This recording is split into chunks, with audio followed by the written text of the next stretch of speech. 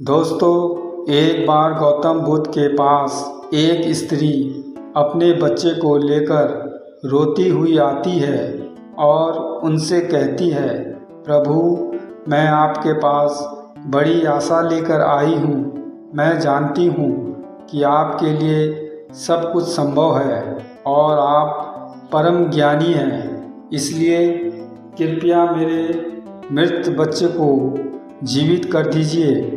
मैं आपका यह उपकार कभी नहीं भूलूंगी। उस स्त्री को बुद्ध के पास उन लोगों ने भेजा था जो लोग बुद्ध से ईर्ष्या करते थे। उनका उद्देश्य यह था कि बुद्ध सभी की नज़रों में गिर जाएं। उस स्त्री के पुत्र की मृत्यु वास्तव में हुई थी, परंतु वह नहीं जानती थी कि उसका और उसके मृत पुत्र का इस्तेमाल बुद्ध को नीचा दिखाने के लिए किया जा रहा है। उसे तो बस ये बताया गया था कि बुद्ध सच में उसके पुत्र को जीवित कर सकते हैं। वो स्त्री कहती है कि कहिए ना प्रभु, आप मेरे पुत्र को जीवित कर देंगे ना। वहाँ उपस्थित सभी लोग बुद्ध के उत्तर का इंतजार कर रहे होते हैं। बुद्ध कहते हैं, हाँ, मैं तुम्हारे पुत्र को जीवित कर सकता हूँ। बुद्ध की ये बात सुन वहाँ उपस्थित सभी लोग बहुत चौंकते हैं और वह स्त्री बहुत प्रसन्न होती है। फिर बुद्ध कहते हैं कि परंतु तुम्हें यह एक कार्य करना होगा। वह स्त्री पूछती है, क्या करना होगा प्रभु?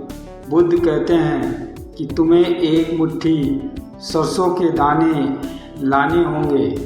वो स्त्री कहती है, मैं अभी लेकर आती हूँ प्रभु।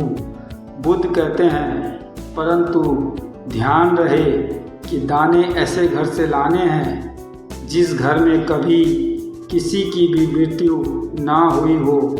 वह स्त्री उसी क्षण सरसों के दाने लेने के लिए अपने गांव में चली जाती है। वह अपने गांव के हर घर में जाकर पूछती है।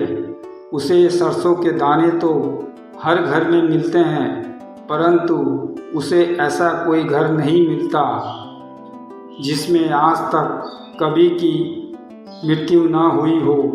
फिर वह स्त्री समझ जाती है कि मृत्यु जीवन का ऐसा सत्य है जिसे कोई नहीं बदल सकता।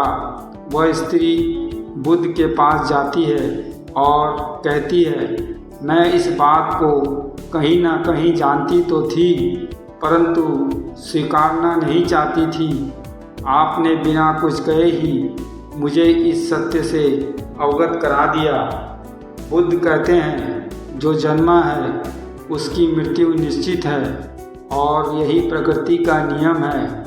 चाहे कोई व्यक्ति कितना ही सुंदर क्यों ना हो, या कुरूप हो, या बूढ़ा हो, या जवान हो, लेकिन फिर भी मृत्यु सभी को आनी है। बुद्ध कहते हैं, यह संसार जिसे हम यथार्थ मानते हैं, यह दुख और पीड़ा का क्षणभंगुर खेल है। इसलिए जो जन्मा है उसकी मृत्यु निश्चित है। दोस्तों, यह कहानी आपको कैसी लगी और इस कहानी से आपको क्या सीखने को मिला, ये हमें नीचे कमेंट बॉक्स में कमेंट करके ज़रूर बताएं और साथ ही इस चैनल को लाइक और सब्सक्राइब करें। धन्यवाद।